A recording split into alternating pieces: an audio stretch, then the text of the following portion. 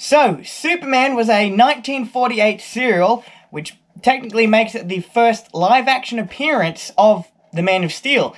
And I must admit, I like this one a lot more than the series of animated shorts that came out in 1941. Whereas with those, nothing carried over from the last short to the next one. It was just really a series of like little unique stories that kept happening in each short, and that's all it was. Nothing. There wasn't this huge overarching story, and because this is a serial film, everything carries over from the last chapter to the next one. But that doesn't necessarily ensure success, because as I'm sure you're aware, I've been reviewing a lot of other DC serials from this time period, one of them being Batman, and even the fact that that is a serial, that didn't ensure its success because it just wasn't done well as much as this. I really actually love this serial because of how well it was done in comparison to all the other I guess DC superheroes that were being put up on the big screen at the time. With Batman, I mean, that one introduced its villain within the first chapter. It had virtually no setup for its hero, and the only conflict in it between the hero and the villain is the villain trying to defeat the hero,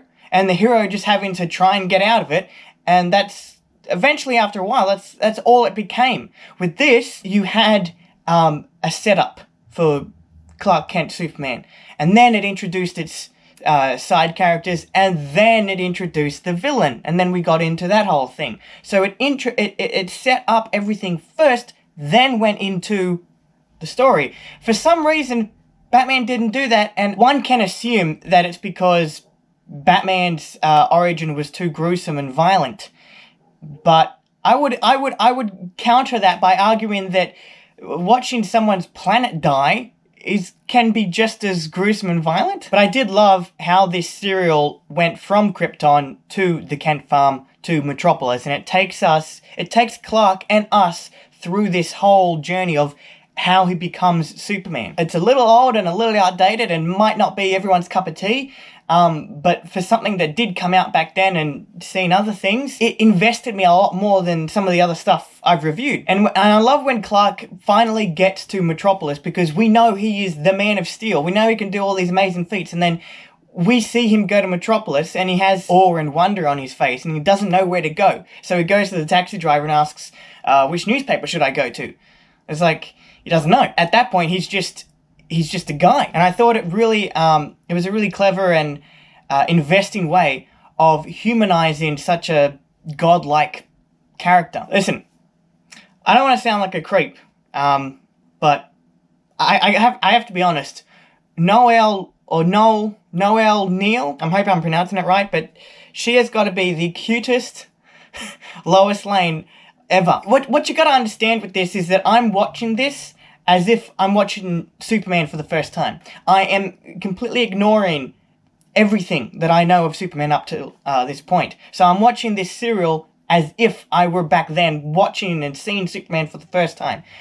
So, which is why I liked how it took us on the journey with Clark Kent to Metropolis and all that stuff, and which was why I may have a crush on Noel Neal. So I do love this serial, but it is old, and I have to be honest, there are some things that just are so goofy. One of them being that whenever Clark needs to suit up, we get essentially the same line of dialogue from the series of shorts that I previously reviewed, where he says, "This looks like a job for Superman." Anyway, yeah, also Jimmy Olsen, it's like, this guy's a weirdo. His eyes are like so wide open. Like the first time we see Jimmy Olsen,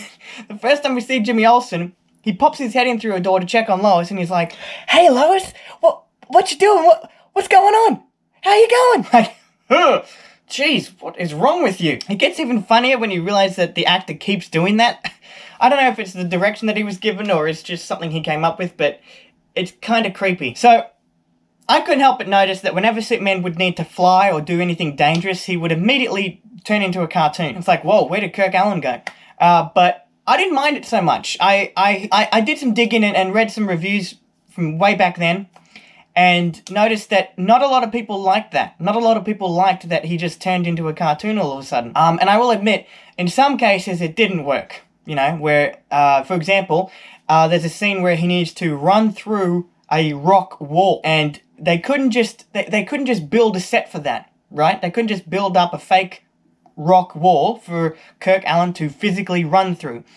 They just turned it into a cartoon and had this like little cartoon imprint on the real rock wall. So in some cases it doesn't work, but in most cases I think it does work, mainly when he flies. To reference another DC character, The Adventures of Captain Marvel, in that serial you could see the actual actor, fly. He was on strings and you could, he was flying. But to show him flying, they had to cut away to a completely different shot.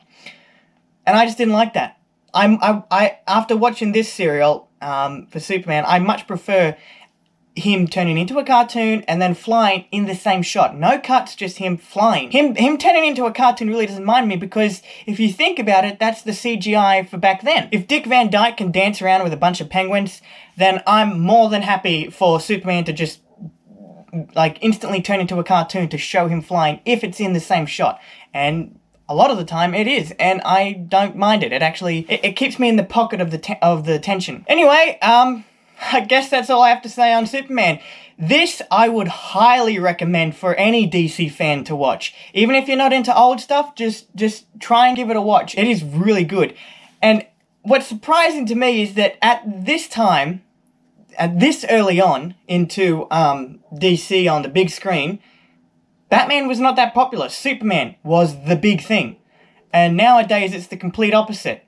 It's just interesting to go back in time and see how literally opposite things were back then. Anyway, if you want to watch this, I would suggest buying it. If you're in America, you can buy it on DVD, which I did. I bought the American DVD, and thank God that worked here in my country. I was able to watch it. But I don't think you'll be able to find this online. And if you do, it'll most likely be an American copy. So if you're living in Australia, you might find it hard to find. Yeah, so that's it. That's my review for Superman. I will see you in my next DC review.